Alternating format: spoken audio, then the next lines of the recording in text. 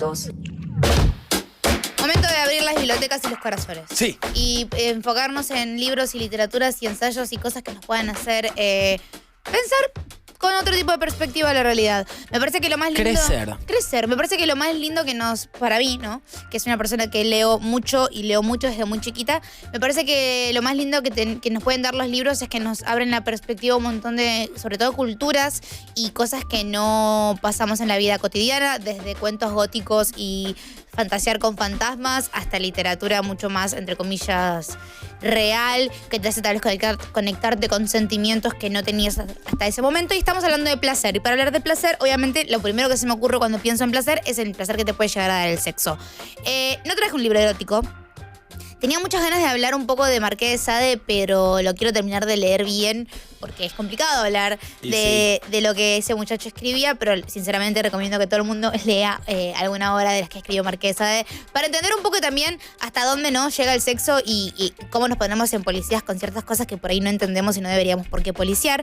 Pero también tengo un libro en mi biblioteca, dentro de mi estante que está dedicada a la literatura japonesa. A mí me gusta mucho leer literatura japonesa, mucho antes de interesarme por la cultura de Corea del Sur o mismo por el anime. Yo ya estaba muy compenetrada con todo lo que tenga que ver con Japón, porque a los 15 años abrí un libro de Haruki Murakami y dije, wow, hay otra vida, además de la vida que yo conozco acá en Occidente, y se me movió la estantería. Y es maravillosa y comen es un montón. maravillosa y es fantástica y es, para mí, punto de vista, mucho más fina y delicada que muchas de las cosas que hacemos en Occidente. Yo creo que cuando nos paramos frente a Oriente, y no solamente estoy hablando de Japón, estoy hablando de Corea, estoy hablando de Vietnam, estoy hablando de India, estoy hablando de China, allá hay una delicadeza y una fineza con respecto a cómo se vive la vida y cómo llevan adelante ciertas políticas que por acá las hacemos de otra forma, que me hace parecer, a mí me hace creer que por lo menos todo lo europeo e imperialista es un poco vikingo, es un poco bruto, no es lo suficientemente fino y delicado como lo que sucede en esa parte del mundo, que lamentablemente aún no conozco, pero me queda lo suficiente tiempo de vida como para poder ir en algún momento.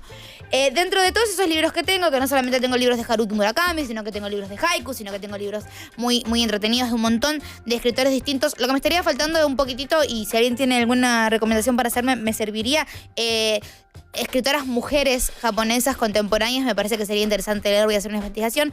Pero el año pasado me encontré con este libro hermoso, que me parece que es lectura obligatoria para cualquier persona, que se llama El gran espejo del amor entre hombres, de Iharu Saikaku. Acá lo editó una editorial que se llama Interzona, y la versión que se... ¡Epa! Acá soy yo. Hola, ¿estoy al aire? Sí. No, porque no me escuché por un segundito y pensé que había pasado algo. La editorial, como decía, es Interzona. La edición que se consigue en este país en este momento es esta, que por favor voy a pedir que la mostremos, porque es un libro que vale la pena tener tanto en la biblioteca como en la mesita de luz o en la mesita ratona, para ver y sentir, porque es una experiencia mucho más allá de solamente la lectura. Digo, está encuadernado, está cosido, no me está haciendo el nombre de esto, no tiene como borde convencional. Adentro tiene unas ilustraciones muy bonitas. Ay, qué hermoso. Tiene, como se llama, El gran espejo de amor entre hombres, tiene un espejo. Digo, es realmente un libro que está pensado de una forma muy linda y es una escritura que me parece muy importante. Para empezar, es una traducción, obviamente, del libro que su título original en japonés fue Nanshoku Okagami, y si estoy traduciendo mal, pido mil disculpas, publicado en el año 1687, o sea que estamos hablando hace muchísimo tiempo, y son relatos y episodios entre samuráis, monjes y actores, y cuando hablamos de relatos y episodios estamos hablando de relatos y episodios eróticos, que me parece que es algo que la historia y la cultura se ha tomado mucho empeño en ocultar, como por ejemplo los samuráis en realidad tenían relaciones sexuales entre ellos y cómo no lo veían como con el ojo medio moralizante y tarado de esta parte del siglo donde se ha sabido discriminar mucho las relaciones homosexuales, sino que lo veían como una cuestión de honor y como una cuestión de cosas que pasaban completamente sin ningún tipo de mirada rara y con una naturaleza que obviamente la vamos a aprender una vez que leamos este libro. Me parece interesante como pilar de lo que es la literatura queer. Me parece interesante para entender también cómo se vivía la vida en el año 1600 y cómo vivían la vida los samuráis y los monjes japoneses, que tanta intriga nos causan, que tanto esplendor nos provocan cuando escuchamos las historias sobre estos guerreros súper espectaculares y épicos que luego seguramente inspiraron muchos de los animes que tantos nos gustan. Es un libro bastante gordito, como verán, es un libro bastante largo, es del 1600 y está traducido del japonés.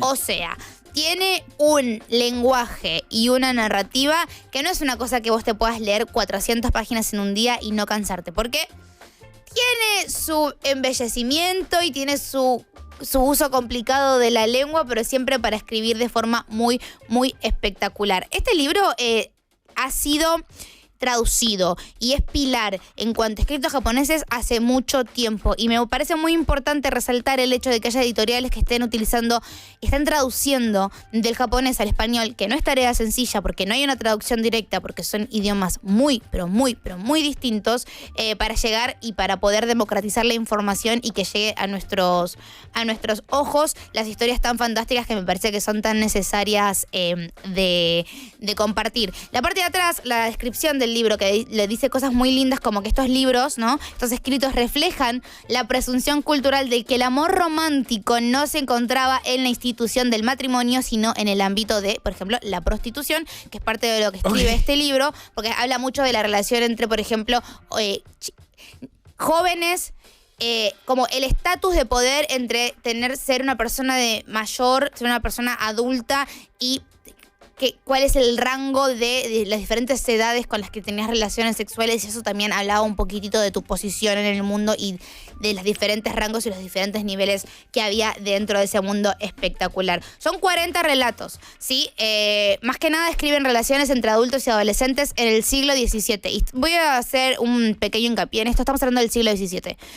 Si algunas de las historias nos parecen que con los ojos del siglo XXI son un poco extrañas o no moralmente aceptadas por nosotros, no podemos juzgar una cultura tan distinta desde el siglo XXI, cuando en el siglo XVII las percepciones de la edad eran completamente distintas. Totalmente de acuerdo. A partir de la revolución industrial en Inglaterra es cuando se empiezan a catalogar el tema de las edades y los permisos que se pueden hacer para cada cosa, y empiezan a ponerse una gran importancia en lo que son los derechos de los niños. Previo a eso no había diferencias muy grandes etarias entre personas de 16 años y de 21 o de 16 y de 40. Si lo decimos el día de hoy es realmente demasiado complejo y demasiado absurdo, y nos parece algo hasta demasiado tarado de discutir, pero estoy diciendo que es un libro del siglo XVII, o sea que también léanlo entendiendo eso. Es lo mismo que criticar a San Martín el día de hoy porque su mujer era menor de edad cuando se casaron. Estamos hablando de contextos completamente distintos.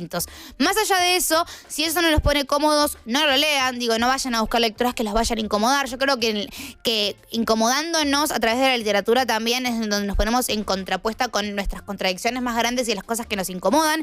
Y me parece que es muy difícil tratar de armar pensamiento sobre algo sin tener la información necesaria para poder hacerlo. Así que el gran espejo del amor entre hombres, para entender que los samuráis, los curas y los actores en Japón no solamente eran esta representación del macho y de la valentía como nos hicieron creer un montón de películas, sino que había una sensibilidad dentro de ellas espectacular y divina, y también obviamente mucho amor homosexual y mucho sexo homosexual, y lo pueden leer y lo pueden conseguir, y si les llega a gustar me avisan, porque cuando me avisan que están leyendo las cosas que recomiendo, a mí se me suma un poquito la barrita de vida y se me alargan los años de existencia en este planeta.